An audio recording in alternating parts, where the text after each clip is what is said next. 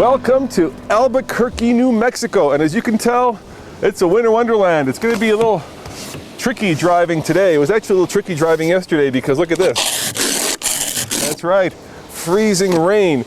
And a truck is really handy, especially a four-wheel drive truck when you're in these kind of conditions because you feel like you've got, well, an unstoppable vehicle that you're piloting. Of course, it's not unstoppable, which we'll find out today because today it's going to be tricky. But we've put out about just under 500 miles on the Tundra, and I got a good sense for this pickup doing that. There's some things I like about it, and, you know, there's some things I don't quite like about it.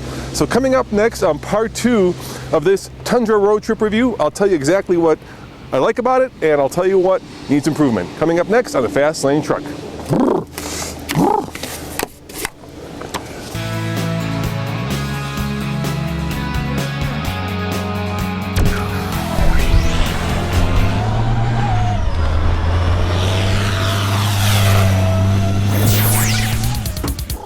It's chilly out there, Tommy.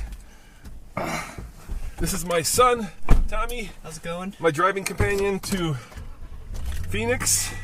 And I promised 3 things that I love about this truck and 3 things I think that need improvement. So let's start with the 3 things that need improvement. Wouldn't you agree these seats are a little hard? Yeah, they're not very comfortable. They look great and they've got this cool Alcantara inside, but they're just not very comfortable. Yeah, they could be a little bit, you know, for a truck you want to be very comfortable. And if I'm being completely honest, I'll turn on your heated seats. The heated seats take a little too long to heat up. Once they heat up, they're great, but they do take a while to heat up. And you know, the Germans know how to do heated seats. Yeah, you're absolutely right, but I'd like to point out you just turned on my cooled seat. Oh, sorry. It's like 4 degrees outside. Is that what I did for mine too? I did. I turned on my cooled seats. That's another thing. These little rocker switches here can be a little confusing. All right, so number 3, seats need a little bit of more cushion for the tush. Number 2, and I figured out this last night on the road trip review, these secondary controls, specifically the rear windows, the settings for the driver seat, and of course the most important one, the lock and unlock, do not light up at night. So you can't really see how to unlock the car at night because the buttons are dark. And for a $50,000 truck, you should be able to see that. That seems like something that at this price point should be. It feels like cost cutting. It feels Make a legal U-turn ahead. Silly cost cutting. Can you turn that off? It's going to make a lot of... And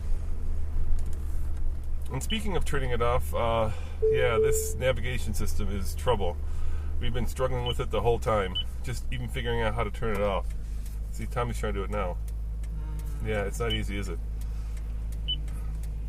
Voice?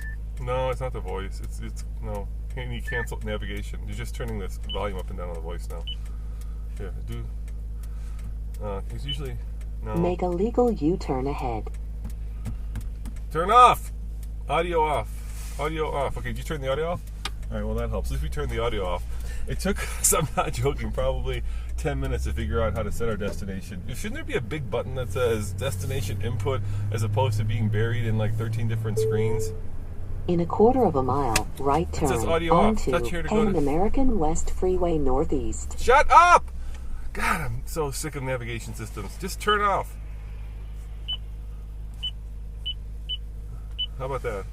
Navigation, delete previous destination. We don't want to delete the... How about previous destination? Those are previous. Avoid areas. No, I can't turn it off. Really, this is... Here. We're parked on the side of the road. It's not the safest place to be. So we move over here. Maybe we can figure this out so that I'm not causing an accident while I do this. Tommy, can you figure it out? See if you can figure it out. It'll be under navigation. No, yeah. It won't be in general. You can't do navigation while you're moving. Because we're moving, yeah, of course. You can't do navigation. Okay, try it now. See if we can turn it off.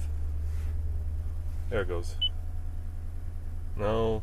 Delete previous destination? That's just deleting the previous. It's not. No, we don't want to delete it. We just want to turn it off.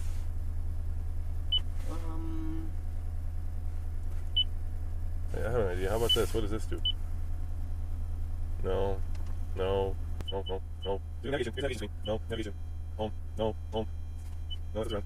That's navigation. Leave it there. Leave it off. Okay, this is so frustrating. Turn on navigation somewhere. And nobody's ever cars like feel a lot different. Navigation is not that blue. It's not that. It's not that. Turn on navigation. We don't have to do it. Let it off. No, we can just leave it off. Sorry, good. Destination. Delete destination. No. Pause guidance. Yeah.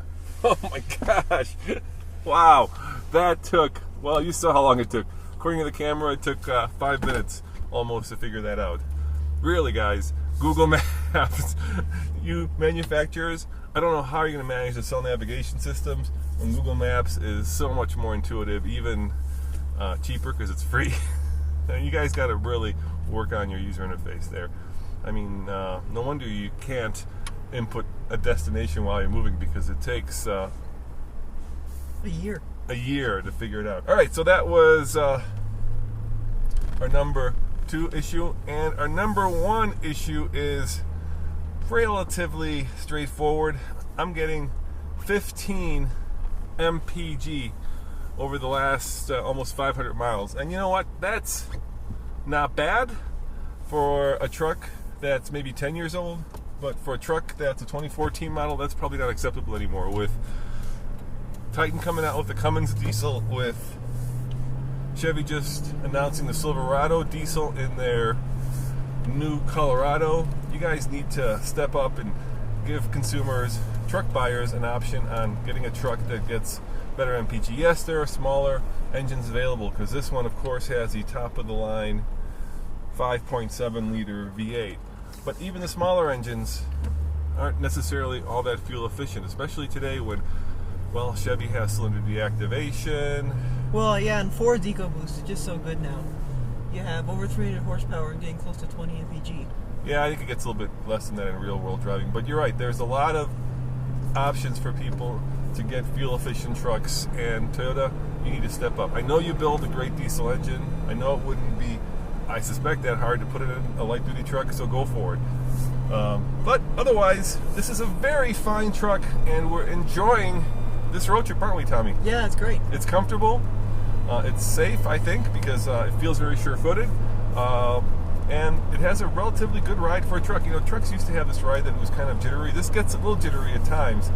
But we only have 2 motorcycles in the back, which isn't a lot of weight for a truck that is capable of towing 10,000 pounds.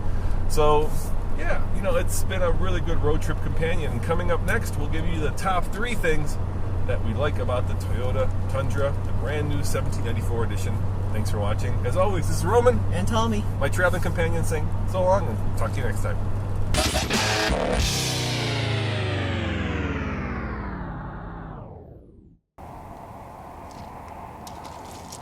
Welcome to historic Route 66, or do you say Route 66, in Holbrook, Arizona.